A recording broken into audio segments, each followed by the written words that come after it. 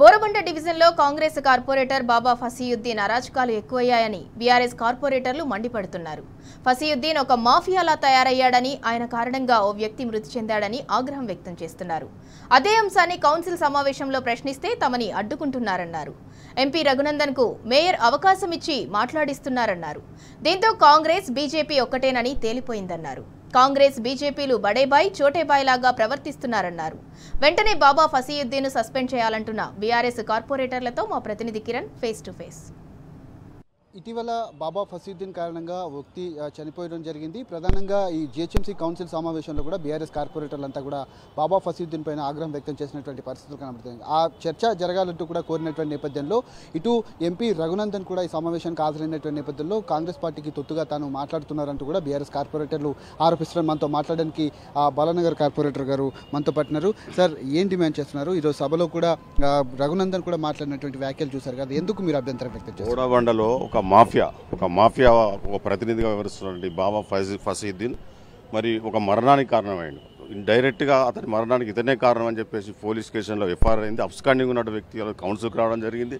కౌన్సిల్కి వచ్చిన సందర్భంగా ఈ కౌన్సిల్ నుంచి బయటకు పంపించాలి, సస్పెండ్ చేయాలి ఆ కార్పొరేటర్ అని చెప్పేసి మేము డిమాండ్ చేస్తూ ఉంటే ఈ బీజేపీ పార్టీ ఎంపీ గారు మెదక్ పార్లమెంట్ ఎంపీ గారు కలిగించుకొని ఇది కరెక్ట్ కాదు, ఇది మీరు చేసేది తప్పు అని బీఆర్ఎస్ పార్టీ మీద చెప్తూ ఆ బాబా ఒక దుర్మార్గుని, ఒక మరణానికి కారణమైన బాబా ఫసీయుద్దీన్ వెనకేసుకొస్తూ మరి ఈరోజు వాళ్ళు ఒక బీజేపీ కాంగ్రెస్ ఒకటవడానికి ఒకటేనని చెప్పడానికి ఇదొక కారణం. అయితే ఒక వకీల్గా పేరున్నాడు రఘునందన్ నేత ఒక ఫసీయుద్దీన్ తప్పు చేయలేదు అన్నట్టుగా ఈ విధంగా కౌన్సిల్ అలా మాట్లాడడం చాలా దుర్మార్గం, దురదృష్టకరం. ఏదేమైనప్పటికీ కూడా ఇప్పటికి కూడా మేము డిమాండ్ చేస్తా ఉన్నాం, బాబా ఫసీయుద్దీన్ కార్పొరేటర్గా సస్పెండ్ చేయాలి, ఇమ్మీడియట్గా అరెస్ట్ చేసి అతని మీద తగిన చర్యలు తీసుకోవాలని డిమాండ్ చేస్తాం.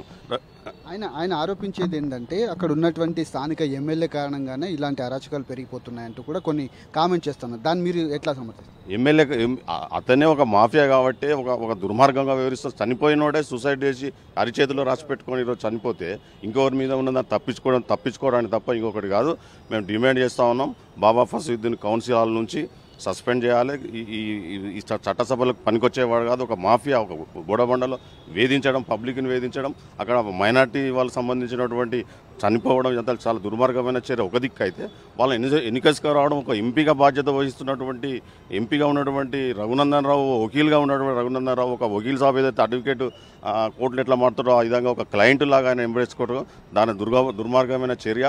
ఒక బీజేపీ పార్టీ కాంగ్రెస్ దొంగలకు ఎట్లా సపోర్ట్ చేస్తుందో మనకి ఈ సంఘటన చూస్తే అర్థమవుతా ఉంది. మరి ఎట్లా ఈ పరిణామాలంతటి కూడా ఎట్లా చూస్తూ ఉన్నారు మీరు? ఎందుకంటే చాలా వరకు మీరు దాంట్లో ప్లకార్డులు పట్టుకొని నిరసన కూడా వ్యక్తం చేశారు, కానీ మాట్లాడేటువంటి అవకాశం కూడా ఇవ్వట్లేదు. తాను చేసినటువంటి అరాచకాల కారణంగానే తను చనిపోయాడని ఆరోపిస్తున్నారు. మీరేం చెప్తారు? ఇవాళ చూస్తున్నాము, ఇవాళ మేము కౌన్సిల్లోనే అర్థమైపోయింది అందరికీ. ఎందుకంటే ఈ జనాలకు తెలియాల్సిన విషయము, ఇలా కాంగ్రెస్ బీజేపీ రెండో ఒకటే తీరుగా అయిపోయాయి. ఎందుకంటే బీఆర్ఎస్ని చిన్న చూపు చూడాలని, వీళ్ళని ఎట్లకైనా కౌన్సిల్కి కూడా బయట పంపించాలని ఏదో ఒక విధంగా మేము ప్లే కార్డ్స్ పట్టుకుంటే లోపల మా సమస్యల మీద ప్లే కార్డ్స్ కూడా ఈసారి లోపల తీయకుండా ఆపేశారు, చించి పాడేశారు. చాలా బాధాకరమైన విషయం. ఎందుకంటే ఇంతకుముందు గతంలో కూడా ఎన్నో కౌన్సిల్లు జరిగాయి, మేము ప్లే కార్డ్స్ పట్టుకున్నాము, దాని సమస్యల మీద పోరాడాము, ఆ సమస్యలు తీర్చమని చెప్పాము. లాస్ట్ టైం కూడా కౌన్సిల్కి మమ్మల్ని బయట నెట్టివేయడం జరిగింది. ఆ బయట నెట్టివేయడం ఇవాళ కూడా అలాగే ప్లాన్ చేశారు. కానీ మేము చక్కచక్కగా వివరించి ఇలా ప్రజా సమస్యలు మేము కొట్లాడాలి, ప్రజా సమస్యల గురించి మేము ఉండాలని చెప్పి ఇలా బాబా ఫసీయుద్దీన్ గురించి మాట్లాడాం. ఎందుకంటే ఒక వ్యక్తి వల్ల ఒక మనిషి చనిపోయాడు, ఆయన ఎవరైనా ఉండండి, కార్పొరేటర్ ఎవరైనా ఉండండి, కానీ వ్యక్తి వల్ల చనిపోయాడు. దాన్ని మనం ఖండించి అతని కౌన్సిల్కి ఒక 1 సస్పెండో లేకపోతే డిస్మిస్ ఏదో చేయాలి.